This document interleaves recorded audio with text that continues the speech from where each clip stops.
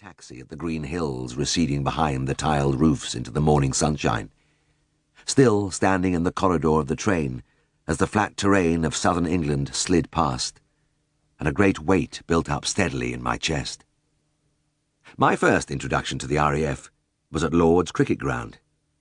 Masses of forms to fill, medicals, then the issue of an enormous pile of kit. I was billeted in a block of flats in St John's Wood, luxurious before the lush fittings had been removed. But they couldn't take away the heavy bathroom wear, and one of our blessings was the unlimited hot water gushing at our touch into the expensive surroundings.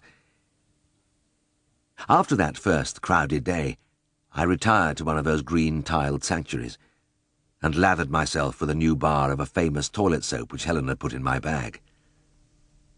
I have never been able to use that soap since. Scents are too evocative, and the merest whiff jerks me back to that first night away from my wife and to the feeling I had then. It was a dull, empty ache which never really went away.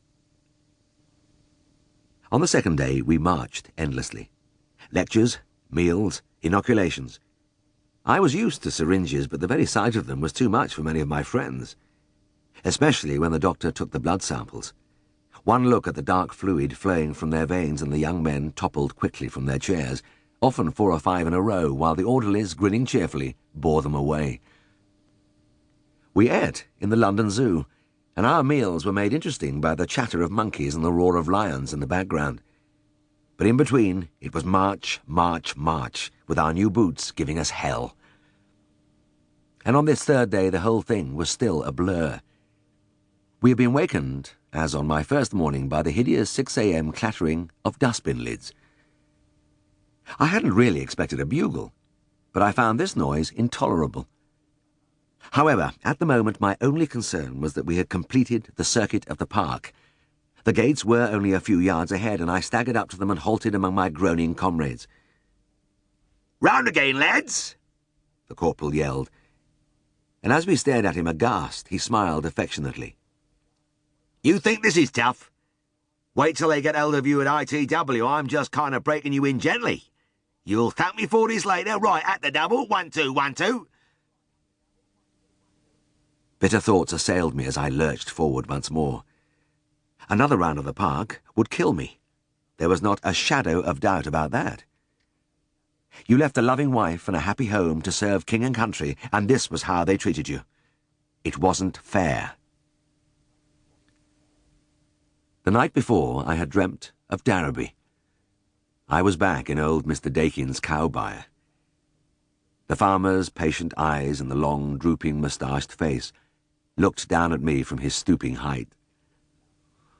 "It looks as though it's all without blossom, then," he said, and rested his hand briefly on the old cow's back. It was an enormous, work-swollen hand. Mr. Dakin's gaunt frame carried little flesh, but the grossly thickened fingers bore testimony to a life of toil. I dried off the needle and dropped it into the metal box where I carried my suture materials, scalpels, and blades. "Well, it's up to you, of course, Mr. Dakin, but this is the 3rd time I've had to stitch her teats, and I'm afraid it's going to keep on happening." "Aye, it's just the shape she is." The farmer bent and examined the row of knots along the 4-inch scar.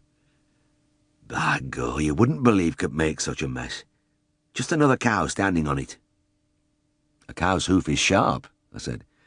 "It's nearly like a knife coming down." That was the worst of very old cows. Their udders dropped, and their teats became larger and more pendulous, so that when they lay down in their stalls, the vital milk-producing organ was pushed away to one side, into the path of the neighbouring animals. If it wasn't Mabel on the right standing on it, it was Buttercup on the other side. There were only 6 cows in the little cobbled bar with its low roof and wooden partitions, and they all had names. You don't find cows with names anymore, and there aren't any farmers like Mr. Dakin, who somehow scratched the living from a herd of 6 milkers plus a few calves, pigs and hens. "Aye, well," he said, "I reckon t'owd lass doesn't owe me anything. I remember the night she was born 12 years ago. She was out of our Daisy, and I carried her out of this very byre on a sack, and this snow was coming down hard. Since then I wouldn't like to count how many